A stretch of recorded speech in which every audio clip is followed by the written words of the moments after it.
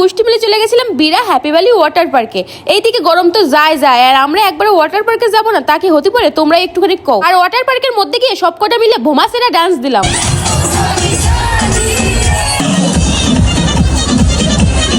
কিন্তু হঠাৎ করে পার্কের মধ্যে হয়ে গেল সেই লেভেলে ঝামেলা আর মারামারি। বাপ রে বাপ, সে যে কি কাণ্ড। আর পার্কের মধ্যে যে কটা রাইড ছিল আমার এই খুলে পড়া হৃৎপিণ্ডটা নিয়ে কিন্তু আমি সব কটাই উঠছিলাম গাইস। কিন্তু শেষে এমন এক মারাত্মক রাইডসে উঠছিলাম যে আমার হৃৎপিণ্ড খুলে মুখে চলে আইছিল। বাপ রে বাপ। যাই হোক, সারাদিন কি কাউতালি করলাম সবটাই তোমাদের সাথে শেয়ার করবো, আরো কিছু প্রশ্নের উত্তর দেবো। তো চলো পুরো ভিডিওটা প্রথম থেকেই শুরু করি। হ্যালো ইভরিওয়ান, আজকে হচ্ছে রবিবার। আমরা সবাই মিলে ভেবেছি আজকে যাবো বিরা ওয়াটার পার্কে, কিন্তু সকাল থেকে এরম মরণের বৃষ্টি লাগছে কি আর বলবো। রেডি হয়ে বসে রয়েছি। যখনই বৃষ্টিটা কমলো সঙ্গে সঙ্গে কিন্তু আমরা স্টেশনের উদ্দেশ্যে বেরিয়ে পড়লাম। আর এই কয়দিন কি মরণের গরম যে পড়ছে, কিন্তু যেই আজকে আমরা যাবো ওয়াটার পার্কে সকাল থেকেই বৃষ্টি নামছে। কি আর কবো গাইস, পানতি মোটে আমাদের ছাড়তেছে না। কিন্তু ঝড় হোক বৃষ্টি হোক আজকে আমরা ওয়াটার পার্কে যাইতামই, কারণ আগের থেকে টিকিট কাটে রাখছি 400 টাকা করে এক একটা টিকিট। তাই ভাবেই রাখছিলাম যতই পানতি সামনে আসুক না কেন আজকে বন্যা হলেও ওয়াটার পার্কে যাবই। আর এইদিকে বর্ষাও চলে এসছে আর আমরা টিকিট কেটে চলে এসেছি ঠাকুরনগর 2 নম্বর প্ল্যাটফর্মে। আর এই মেয়েটা বাড়িতে কিছু খাইয়ে আসে নেই বলে এখন সকাল সকাল খাচ্ছে পরোটা। এইদিকে তিতলি সুরদা মনাও চলে এসছে। রিসেন্টলি দেখলাম তোমাদের এই গ্রুপটা নিয়ে কিছু ভুল ধারণা রয়েছে, বিশেষ করে তিতলিদের নিয়ে, সেটা নিয়েও আজকে কিছু কথা বলবো। যাই হোক, ট্রেনে উঠে পড়লাম আর উঠেই খেয়ে নিলাম এই সুন্দর সুন্দর পেয়ারা। তারপরে চলে আসলাম বিরা স্টেশনে। আর এইদিকে গ্রুপের বাকি মেম্বাররাও চলে আসলো, সঙ্গে চলে আসলো আমার বর। আজকে আমরা সবাই এসেছিলাম ট্রেনে, তার জন্য এক একজন এক এক বগিতে ছিল। যে স্টেশনে নামলো সবাই এক জায়গায় হলাম আর শুরু হয়ে গেল আমাকে কাউতালি। আমরা সবকটা এক জায়গায় হবো আর কাউতালি হবে না, সেটা কি হতে পারে? তোমরা একটুখানি কও। আর গাইজ, স্টেশনের উপরে লজ্জা শরম বাদ দিয়ে কিছু সাপড়িগিরি করলামও আমরা সত্যি পারি। আর তারপরে টোটোয় উঠে চলে গেলাম বিরা হ্যাপি ভ্যালি পার্কে। আমি এই পার্কে এই প্রথমবার আইছি, কিন্তু এনে আসে আমার যে কেরম একখান লাগতেছিল কি আর বলবো। চারিদিকে এত লোক, তার উপরে জম্বের গরম।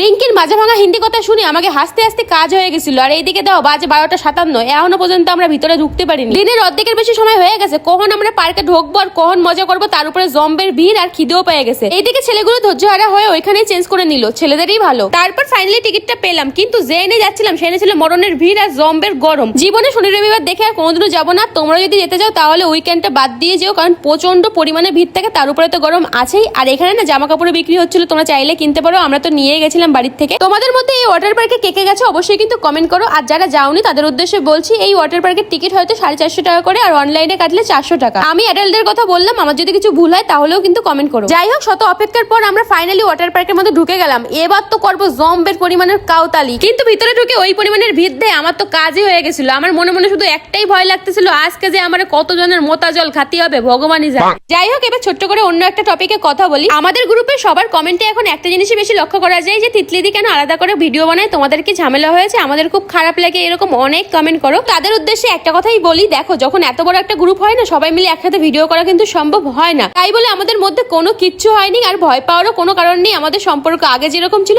এখনো কিন্তু সেরকমও আছে, তোমরা আজকে দেখলেই বুঝতে পারবে। বিষয়টা নিয়ে ছোট্ট করে একটুখানি বললাম। যাই হোক, বাদ দাও। আর এইবার চলে আসছে সেই মেইন জায়গায়। আর এই জায়গাটা দেখলে বোঝা যায় না এটা পার্ক নাকি ওই। তার উপরে টোঙের উপরে 2 সুন্দরী নাচতেছে। আমার বর তাই দেহে দাও ফর্মা মারতে গেছে, ভুলে গেছে যে আমি ওর সাথে আছি। বাড়ি চল, তারপরে তোরে দেখাবো মজা।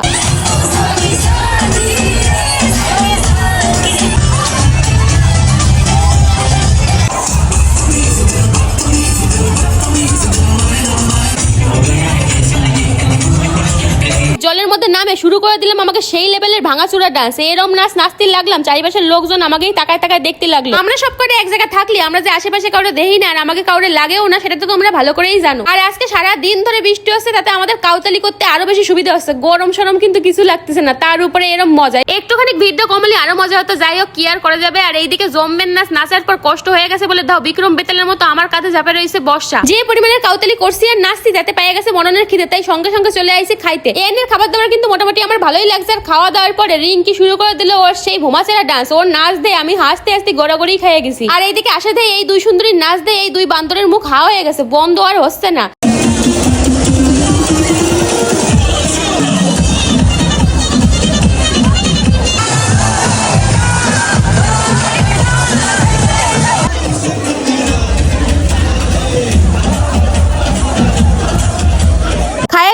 এনার্জির লেভেল আবার ফুল হয়ে গেছে, দেখলেই তো বুঝতে পারতেছো। আর এনে নাচের চোটে ঈশা ঘুরতে ঘুরতে ঢাপাস করে গেছে পড়ে।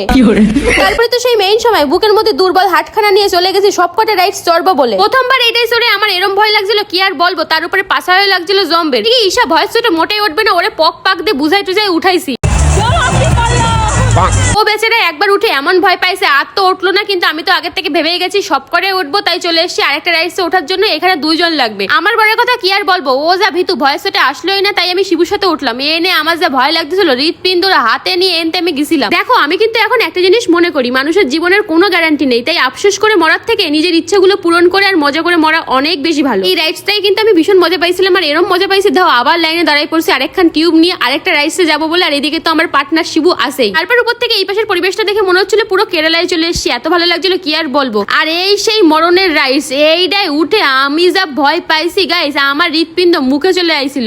এইটাই ওঠার পর মনে হচ্ছিল একটুর জন্য মরণের হাত থেকে বাঁচে ফিরছি। আর নামার সময় তো পুরো উল্টাই নিয়ে পড়ছে টিউব খান, জল ফল খায়ে কি যে অবস্থা হয়েছিল আমার। এরকম ভয় পাইছি তাই ভাবলাম রাইডসে উঠার কাজ নেই, চলে গেলাম আবার নাচ করতে। কিন্তু এর মধ্যেই বাধে গেল ভোমাসের এক ঝামেলা, সে যে কি ঝামেলা, গন্ডগোল, মারামারি, কি অবস্থা ওইখানে। এমন অবস্থা হয়ে গেছিল একটা সময় ডিজে নাচানাচি সব কিন্তু বন্ধ হয়ে গেছিল। আসলে একটা মেয়ের সাথে কোনো একটা ছেলে খারাপ কিছু করেছিল। এদের মতো পাবলিক মারধর খাওয়ার পরে এদের কোনো শিক্ষা হবে না, এরকম মানুষ আগেও সমাজে ছিল আর এখনো আছে। যাই হোক তারপর পরিস্থিতি আস্তে আস্তে ঠিক হয়ে গেছিল, আর আমরা জলের থেকে উঠে ড্রেস চেঞ্জ করে নিয়েছি। আর এনে আমাকে অবস্থা যা হয়ে গেছিল, এক একটা কালা ভূত হয়ে গেছিলাম। 4-5 ঘন্টা ধরে যে পরিমাণের কাউতালি করছি, ঝাপাইছি আর নাচানাচি করছি, আমাকে এনার্জি কিন্তু কারো আর বাকি নাই। কিন্তু আমাকে লজ্জাও নেই, সারাদিন গুতোয় আসার পর এখন চলে আসি হইচইতি সব কটা মিলে খাওয়া দাওয়া করবো বলে। ওই নে আসে সব কটা মিলে এরম গেলা গিলছি যে বিলটা হয়েছিল এরম বড়, এরম বিল দেহে আমাকে তিতলির খাবার তো আর মুখেই ঢুকতেছিল না, হা হয়ে পড়ে গেছিল। তারপর বাড়ি যাওয়ার সময় বেরোয় দেই বাইরে তো পুরো সমুদ্র হয়ে গেছে, এরম বৃষ্টি হওয়া হয়েছে। তো আজকের ব্লগটা এইটুকু, তোমাদের কেমন লাগলো অবশ্যই জানিও, ভালো লাগলে লাইক কমেন্ট শেয়ার করো, টাটা।